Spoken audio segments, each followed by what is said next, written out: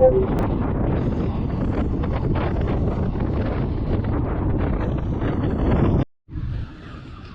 দীপাবলিতে এতটাই ভিড়, ডাইরেক্ট বেনারস থেকে ট্রেন পেলাম না ঘর যাওয়ার, তাই একটু ব্রেক জার্নি করে যেতে হচ্ছে। বর্তমানে রয়েছি একতমাতা এক্সপ্রেস 14260, লখনৌ থেকে গয়া অবধি যায়। এটাতে আমরা বারাণসী থেকে গয়া পর্যন্ত যাব। গয়াতে 2.5-3 ঘন্টা একটা লেওভার আছে, তারপরে ওখান থেকে একটা খতরনাক ট্রেনে যাব। এখন কাশি স্টেশন ঢুকছে, বারাণসী থেকে বেরিয়ে এসেছি, কাশি স্টেশন ঢুকছে। এই যে কাশি স্টেশন।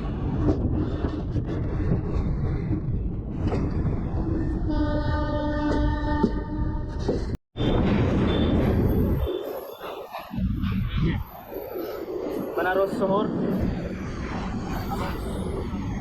পাশে নমোঘাট,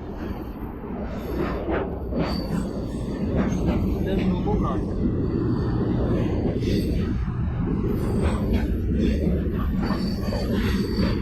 তারপরে দেখি সব ঘাট, কাশী বিশ্বনাথ মন্দির।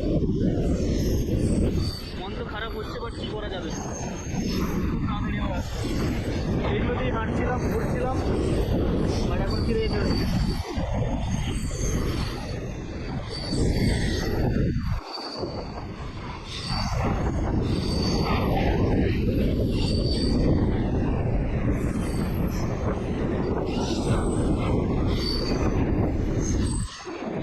বিশ্বনাথ আবার জল চাইবেন, এখন আবার আসবে। হর হর মহাদেব, জয় মা গঙ্গা, গঙ্গা মাইয়া কি জয়।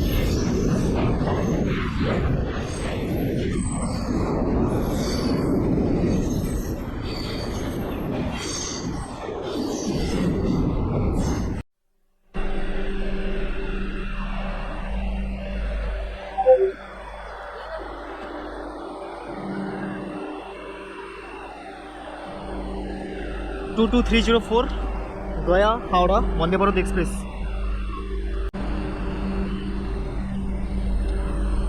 তো এই ট্রেনেই আমাদের আজকে জার্নি হবে। খুবই একটা সুন্দর জার্নি হতে চলেছে। C5 কোচে আমাদের সিট আছে। গয়াতে প্রায় আমরা 2.5 ঘন্টা মতো ওয়েট করেছি। মোটামুটি একটু খাওয়া দাওয়া হয়ে গেছে এবং ফ্রেশ হয়ে গেছে। আসার সময় সকালে ঘুমটা যেহেতু হয়ে গেছে ওই সাইডে। ট্রেনের কালারটাও খুব সুইট। বন্দে ভারত 2:55 এখন হয়েছে। 3:15-তে আমাদের ট্রেনের ডিপার্চার টাইম। এখন ফটাফট করে সিটে উঠে যাই, তারপরে বাকি কথা ভেতরে গিয়ে হচ্ছে।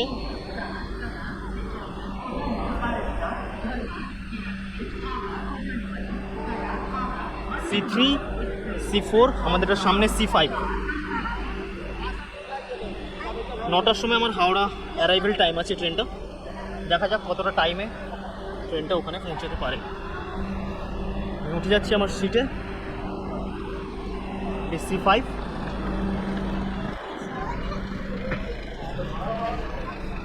যে ট্রেনের অবস্থা, সবার প্রথমে আমি ওয়াশরুমের রিভিউ দেবো।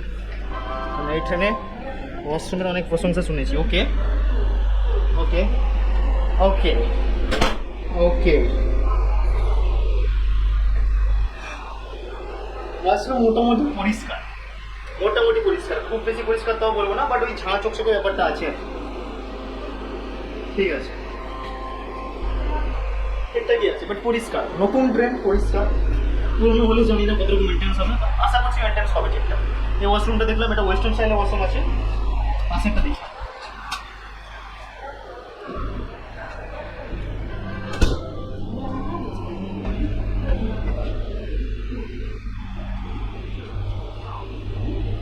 পরিষ্কার নেই। এবারে দেখি জামিনে যেতে যেতে রাস্তার সময় পরিষ্কার করে কিনা রাস্তাতে। ঠিক আছে, বাদ বাকি সিটে গিয়ে কথা হচ্ছে।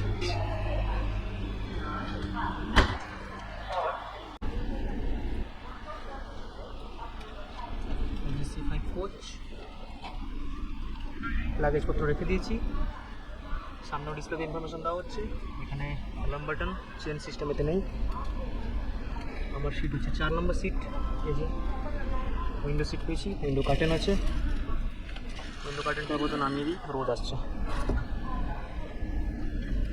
আর এখানে রিডিং লাইট আছে দুটো, আর কি বাস এটুকুই। এখানে ট্রে রয়েছে খাবার রেখে খাবার জন্য। আর সিটটা রিক্লাইন সিটটা এখানে টিপলে এবারে এইবারে কি একটু বন্দে ভারত বলা ফিলিংস আসছে। 3:14, 3:15 গাড়ি ছাড়বে। ডোরস আর ক্লোজিং সুন্দর স্পিকারে বলে দিল। অটোমেটিক দরজা বন্ধ হবে, দরজা বন্ধ হচ্ছে। 2-3 বার করে ওয়ার্নিং দিচ্ছে। লাইট বিপ হলো, দরজা অটোমেটিক বন্ধ হয়েছে। দরজা পুরো বন্ধ। একদম এক্সাক্ট 3:15-তে ট্রেন গয়া স্টেশন ছেড়ে বেরিয়ে যাচ্ছে। দেখা যাক হাওড়ায় কত তাড়াতাড়ি টাইম পাংচুয়ালি পৌঁছে। প্রচুর রোদ বাইরে, উইন্ডো কার্টেনটা নামানো আছে। গয়া স্টেশন ছেড়ে আমরা বেরিয়ে যাচ্ছি। বাদ বাকি বহুত তো শুনেছি বহুত স্পিডে নাকি যায়, কত স্পিডটা খালি একটু চেক করবো। আর যদি আমাদের সে দীঘা লাইনের লোকাল ট্রেনের থেকে কম স্পিড হয়েছে, ছ্যাবলাই ছেড়ে দেবেন দাদা। পয়সা নিয়েছে 1300 না 1400 টাকা। নাটক বাজি না।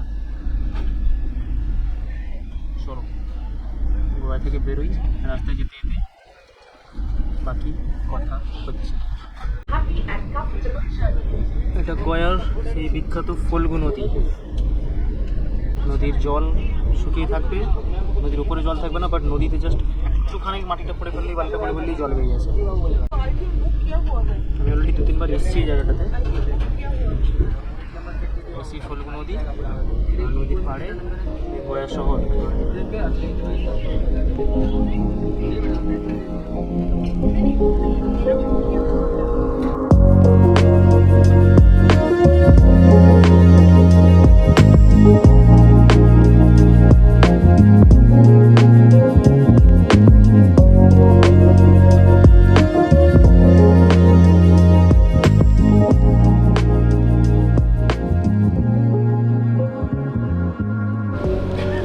আমাদের টিটি মহাশয় এসে টিকিট চেক করলেন। বন্দে ভারতের টিটিও এক্সিকিউটিভ একদম ড্রেস পরেছে, বাট জুতোটা কিন্তু সিলেদার্সের।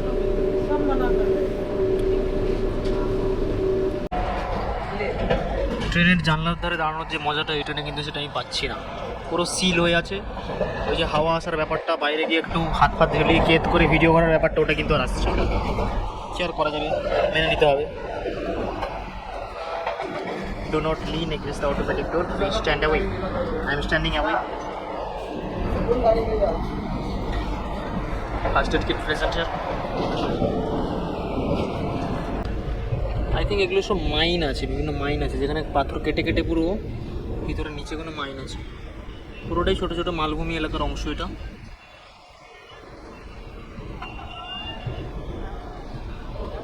ধীরে ধীরে অন্ধকারও হচ্ছে।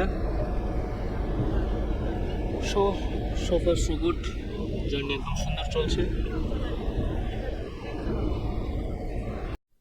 কিন্তু অ্যাভারেজ 128, 129, 130 এরকম একটা স্পিড মেনটেন করছে। এটাই স্ট্যান্ডার্ড স্পিড, 130 মতোই স্ট্যান্ডার্ড স্পিড থাকে।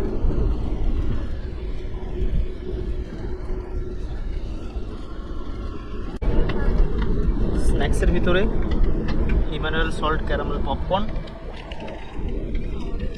মশলা চাই, পিনাট চিক্কি, ডিনার দেখি। এটা একটা কোনো বার্গার টাইপের কিছু আছে, ওই কচুরি টাইপের আছে। এটাতে হার্বাল হ্যান্ড স্যানিটাইজার আছে, ওয়েট ওয়াইপ আছে, টমেটো কেচাপ আর একটা ফ্রুট জুস। 2 মিনিটের হল্ট নিয়ে আমাদের ট্রেন কোডারমা স্টেশন থেকে বেরিয়ে যাচ্ছে। এক্স্যাক্ট টাইমে গাড়ি চলছে, নো লেট। দেখা যাক হাওড়া পর্যন্ত একদম এক্স্যাক্ট টাইমে পৌঁছাই কিনা, ওইটাই আমি আশঙ্কা করছি টাইমে ঢুকবে কিনা। যাই হোক, আশা করি পৌঁছে যাবে। বন্দে ভারত তো স্পেশাল ট্রিটমেন্ট দেয়, সব গাড়িকে দাঁড় করে রেখে একে ছাড়ে।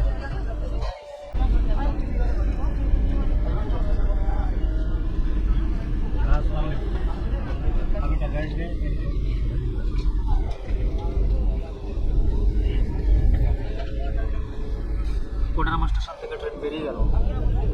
এখন পরবর্তী স্টেশন পারসনাথ, এখান থেকে প্রায় 70-75 কিলোমিটার পরে।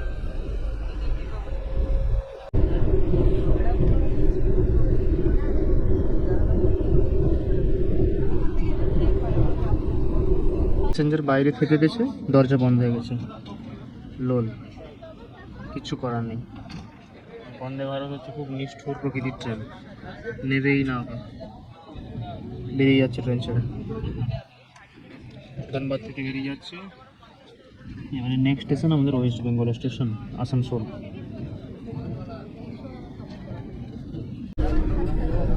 দুর্গাপুর স্টেশন ছেড়ে বেরিয়ে যাচ্ছে নেক্সট স্টেশনের উদ্দেশ্যে, যেটা হচ্ছে হাওড়া। এখন বাজে 7:20, প্রায় আড়াই ঘন্টা, এখন আড়াই ঘন্টা সরি 1.5 ঘন্টা, প্রায় 1.5 ঘন্টা এখন নন স্টপ যাবে, মানে কোনো স্টপেজ মাঝখানে। So let's go. আমাদের ননভেজ ডিনার ছিল, ননভেজ ডিনার চলে এসছে। এর ভিতরে কী কী আছে যখন খাবো তখন দেখাবো। ডিনার ওপেন করা হয়ে গেছে। রাইস, মসুর ডাল না মুগ ডাল জানি না, একটা সবজি আছে, কালো জাম, গোলাপ জামুন, যাই হোক কী বলে, পান্তুয়া একই ব্যাপার, রুটি, আচার আছে, টক দই, আর সাথে চিকেন। আমরা ননভেজ নিয়েছিলাম, চিকেনটা আছে, আর সাথে হ্যান্ড স্যানিটাইজার একটা ছিল। হাতকে একদম পুরো জীবাণুমুক্ত করে দিয়েছি। এবারে খাওয়া যাবে। A few moments later. বিরক্তিকর, বন্দে ভারত এরকম ফালতু সার্ভিস আমি জানি না। আধ ঘন্টা ধরে দাঁড়িয়ে আছে একটা জায়গায়, সিগন্যাল পাই। বন্দে ভারতকে সিগন্যালে দাঁড় করে রেখেছে। আমাদের খড়গপুর লাইনে বন্দে ভারতকে মানে পাস দেওয়ার জন্য সব গাড়ি কেটে দিতে পারে। আমি কলকাতা থেকে যখন ফ্রি রাত্রেবেলা, যে গাড়ি 9:30 ঢোকার কথা, বন্দে ভারতকে সাইড দেওয়ার জন্য আমি 11টায় ঘর পৌঁছে। গলসির কাছে দাঁড়িয়েছে প্রায় আধা ঘন্টা ধরে, সিগন্যাল নেই না কি জানি না, আবার কি পাথর টাথর ছড়ে দিয়েছে। শক্ত সিট, যা শক্ত, বাপরে বাপ, এখানে মেরে দিলে আমার হাত ভেঙে যাবে, কোমর সময় ব্যথা হয়ে যায়। এই দিকটা একটু সাজা করে দিচ্ছি, ভেতরে একদম শক্ত, একটু মানে গতি টদি কিছু নেই। এই হচ্ছে বন্দে ভারতের সার্ভিস। অবস্থা এতটাই সঙ্গীন হয়ে গেছে, মানে মানুষ এতটাই ডিপ্রেশনে চলে যাচ্ছে এই ট্রেনে বসে। মানে ট্রেনটা মোদির, বন্দে ভারত মানে মোদি সরকারের। এখানে কমেন্ট কি আসছে বলুন তো, যে মমতা সরকার গাড়িতে ঢুকে গেছে, এবার লেট হবে। মানে কোন লেভেলে মানুষ ডিপ্রেশনে চলে গেছে। আপনারা নেক্সট টাইম যখন কেউ বন্দে ভারতের ট্রেনের টিকিট কাটবেন, একটু ভেবে চিন্তে কাটবেন। হ্যাঁ, পয়সাটা কোথায় দিচ্ছেন, কীভাবে দিচ্ছেন, একটু ভেবে চিনতে।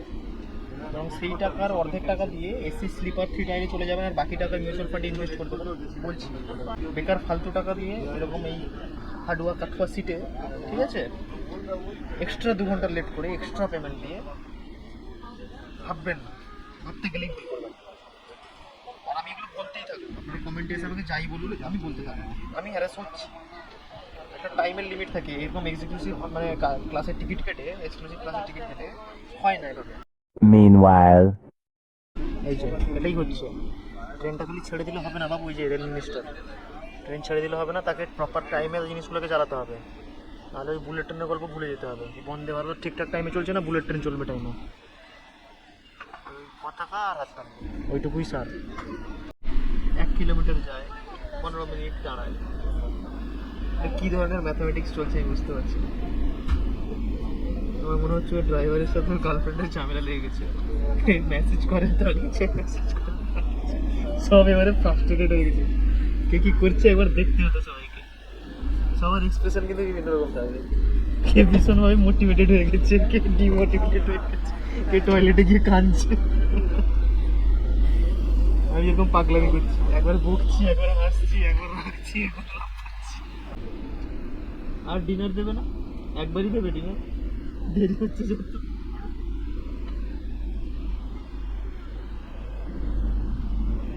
আর দেখুন সাইডে লোকাল ট্রেন না মালগাড়ি পাস হচ্ছে, এখানে মালগাড়ি লোকাল ট্রেন পাস হচ্ছে সাইডে, আর এখানে বন্দে ভারত দাঁড়িয়েছে। ইন্ডিয়ান রেলওয়ে জিন্দাবাদ। যতক্ষণ পারছি সহ্য করে যাচ্ছি, বাট সহ্যের বাইরে চলে গেলে বিশাল ঝামেলা করবে। আর ভিডিওটা শেয়ার করুন। এই যে বন্দে ভারত করে লাফানো, মানে তারপর বলো না স্টপ হওয়া উচিত। এটা অ্যাকচুয়ালি একদমই এক্সপেক্টেড নয়। 15 মিনিট 20 মিনিট ঠিক আছে, কাছাকাছি 1 ঘন্টা 10 মিনিট ডিলে অলরেডি। এখন 100 কিলোমিটার বাকি হাওড়া ঢুকতে। 2000 years later. আড়াই ঘন্টা লেট গাড়ি, এখন হাওড়া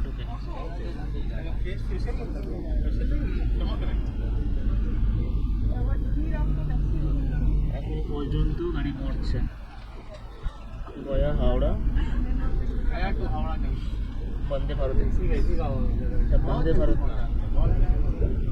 আর অন্য কিছু লাভ নেই সেগুলো।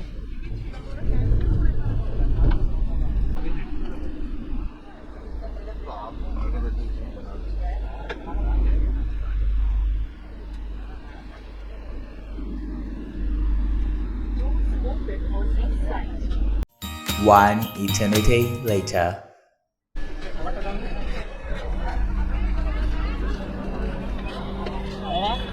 প্রণাম প্রণাম প্রণাম করছি আমি ট্রেনকে। এত ফালতু third class service. Long route হয় যা প্রবলেম হয় ঠিক আছে, 450 কিলোমিটার রাস্তা গয়া থেকে হাওড়া বন্দে ভারত এক্সপ্রেস 2.5 ঘন্টা লেট। এর কোনো মিনিং হয় না। Varanasi video series complete. ঘর থেকে বারাণসী ঘুরে ঘুরে লাস্টের এই এক্সপিরিয়েন্সটা শুধু বাকি ছিল। আজাদি কা অমৃত মহোৎসব ট্রেন রেলওয়ে সিস্টেমের ব্যান্ড বাজিয়ে দিয়েছে। অনেক ধন্যবাদ, বিশাল টাইমে তুমি পৌঁছেছো। ঠিক আছে, আজকের জন্য এতটুকুই। অনেক গালিগালাজ দিয়েছি রেলওয়েকে, আর গালিগালাজের এনার্জিও নেই, ইচ্ছাও নেই। বন্দে মাতরম।